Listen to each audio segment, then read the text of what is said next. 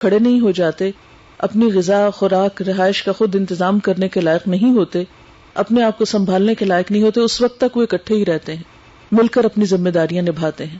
لیکن انسانوں میں بسا اوقات آزادی کے نام پر ایسی صورتحال دیکھنے میں آئی ہے کہ عموماً سارے کا سارا بوجھ عورت کے سر پہ ڈال دیا جاتا ہے.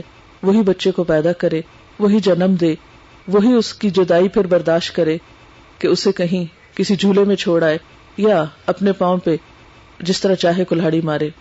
لیکن اسلام اس چیز کا سخت مخالف ہے. نکاح کے مقابلے میں ایسی صورتحال سفاح یا زنا کہلاتی ہے. زنا اسلام میں حرام ہے، کبیرہ گناہوں میں سے ایک گناہ ہے. کیوں؟ اس لیے کہ نکاح کے بغیر جو تعلق باہم وجود میں آتا ہے اس میں کوئی بھی دوسرے کی پوری طرح ذمہ داری قبول نہیں کرتا. اس معاہدے کے اندر دو بڑے فریق ہیں، ایک طرف عورت ہے اور دوسری طرف مرد ہے. اسلام میں جب نکاح ہوتا ہے تو اس موقع پر اللہ تعالیٰ کو بھی گواہ بنایا جاتا ہے اور گواہ بنا کر اس بات کا عہد کیا جاتا ہے کہ ہم ایک دوسرے کے حقوق و فرائض ادا کریں گے. اور اس کے ساتھ ساتھ بندوں کو بھی گواہ بنایا جاتا ہے، کیونکہ اسلام میں خفیہ نکاح نام کی کوئی چیز نہیں، اس کا اعلان کرنا پڑتا ہے. شادی کے موقع پر گواہ ہوتے ہیں، ولی ہوتا ہے. یہ ساری صورتحال اس لیے کہ دونوں کو ایک دوسرے کے حقوق ادا کرنے کے لیے پابند کیا جائے. مرد ایک عورت سے بغیر کسی ذمہ داری کے نبھائے فائدہ نہ اٹھائے، وہ عورت کو پوری طرح پروٹیکشن دے، اپنے گھر میں لائے، عزت دے، اور پھر ان سے آگے جو نسل جنم لے اس کو پروان چڑھانے میں مرد پوری طرح کا شریک ذمہ داری ہو. یہ نہیں کہ بچہ پیدا ہونے کے بعد عورت سنگل پیرنٹ کے نام سے ساری مصیبت جھیلتی رہے. اور اس میں دونوں کو ایک دوسرے کے حقوق ادا کرنے کے لیے بہت طرح پابند بھی کیا گیا. ہاں، ان سارے احکامات اور ہدایات کے باوجود اگر کوئی ان ذمہ داریوں کو نہیں نبھائے تو قیامت کے دن جیسا کہ آپ سب جانتے ہیں کہ اللہ تعالیٰ اپنے حقوق کی کمی بیشی کو تو معاف کر دیں گے، لیکن بندوں کا حق اگر کسی نے نہیں دیا، حقوق العباد میں کوئی کوتاہی کی، ایک دوسرے پر اگر کوئی زیادتی کی، ایک دوسرے کے ساتھ بے وفائی کی، یا ایک دوسرے پر ظلم و ستم ڈھایا، یا دوسرے کی ذمہ داری پوری نہیں کی، یا اس کو کسی بھی طرح ستایا، تو یہ وہ تمام باتیں ہیں کہ جن کا پورا پورا حساب اللہ کی عدالت میں ہوگا. اس لیے اسلام صرف قانون کے سہارے خوشیاں نہیں دیتا، بلکہ اس کے ساتھ ساتھ ہم دیکھتے ہیں کہ اس خطبہ نکاح میں تقویٰ کا لفظ بار بار آیا کہ اللہ سے ڈرو، وہ تم پہ نگرانی کر رہا ہے، وہ تمہیں دیکھ رہا ہے کہ تم کس طرح کا معاملہ کرتے ہو. دوسری چیز یہ ہے کہ اسلام نے مرد اور عورت کو باہم ایک دوسرے کا مددگار بنایا ہے. قرآن پاک میں شوہر اور بیوی کا جو رشتہ ہے اسے اتنے خوبصورت الفاظ میں واضح کیا گیا، ہن لباس لکم وانتم لباس لہن، وہ تمہارا لباس ہیں، تم ان کا لباس ہو. وہ تمہارے عیب چھپائے، تم ان کے عیب چھپاؤ. وہ تمہارے لیے باعث زینت ہو، باعث خوشی اور باعث راحت ہو، باعث سکون ہو، اور تم ان کے لیے باعث راحت، باعث خوشی اور باعث سکون ہو.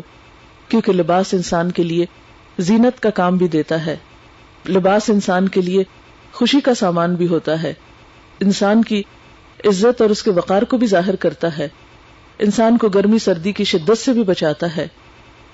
غرض لباس کے بغیر انسان ادھورا ہوتا ہے. بالکل اسی طرح شوہر بیوی کے بغیر اور بیوی شوہر کے بغیر ایک دوسرے سے اگر صحیح طور پر یہ رشتہ قائم نہ ہو تو دونوں کی زندگی ادھوری ہو جاتی ہے، دکھی ہو جاتی ہے. اس لیے دونوں کے درمیان نہ تو مقابلہ بازی پیدا کی گئی، جس طرح عموماً ہم دیکھتے ہیں کہ بعض کلچرز میں مرد اور عورت کو ایک دوسرے کا حریف بنا دیا گیا، ایک دوسرے کے مقابلے پہ لایا گیا ہے، اور دونوں ایک دوسرے سے اپنے حقوق مانگ رہے ہیں. پہلے تو ہمیشہ سنتے تھے کہ عورتیں حقوق مانگتی ہیں کیونکہ عورتوں پہ ظلم عموماً زیادہ ہوتا ہے، نسبتاً کمزور ہوتی ہیں، اس لیے ان کے حقوق دبا لیے جاتے ہیں. لیکن اب دنیا میں ایک نئی تحریک اٹھی ہے مینز رائٹس کے نام سے، کہ مرد بھی اپنے حق مانگ رہے ہیں، اور ہر ایک صرف حق مانگ رہا ہے اور حق چھین رہا ہے اور دوسرے سے شکوے شکایات کر رہا ہے.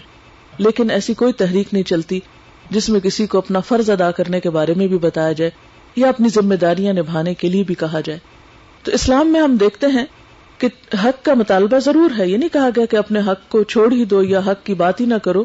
حق تو ہے، اللہ تعالیٰ نے اپنے حق کے ساتھ ہی بندوں کے حقوق رکھے اور بہت شدت سے ان کی ادائیگی کی تلقین بھی کی ہے، اور اتنی سخت وارننگ دی ہے کہ اگر حق تلفی کی تو پوچھ ہوگی، پکڑ ہوگی. لیکن دوسری طرف اسلام کا بہت زیادہ زور اس بات پر ہے کہ ہر شخص اپنا فرض پورا کرے، کیونکہ جب تک ہر شخص اپنی ذمہ داری پوری نہیں کرے گا اس وقت تک دوسرے کو حق مل ہی نہیں سکتا.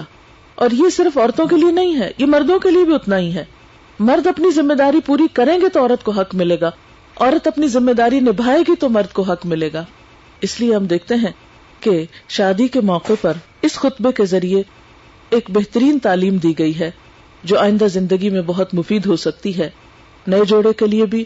اور شادی کے موقع پر صرف اس جوڑے کو یہ خطبہ نکاح نہیں سنایا جاتا، بلکہ جتنے بھی لوگ وہاں موجود ہوتے ہیں ان سب کے لیے ایک یاد دہانی ہوتی ہے. ہم سب مسلمان ہونے کا دعویٰ کرتے ہیں، اللہ تعالیٰ کو مانتے ہیں، پھر معلوم نہیں کیسا مانتے ہیں کہ اس کی کوئی بات ماننے کو تیار نہیں. ہم اس کی کتاب کو مانتے ہیں لیکن اس کے اندر جو کچھ لکھا ہے اس کو ماننے کو تیار نہیں. ہم آخرت کو مانتے ہیں لیکن ہمیں حساب کتاب کے اوپر یقین نہیں کہ ہم سے پوچھا بھی جائے گا اور ہم سے سوال کیا جائے گا.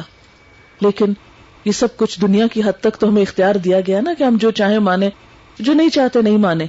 لیکن کل کا ایک دن تو آئے گا کہ جب ہمیں پوچھا جائے گا اور ہمیں ماننا پڑے گا، اور ان حقیقتوں کے بارے میں ہمیں جواب دہی کرنی ہوگی جن کے بارے میں آج ہم غافل ہیں.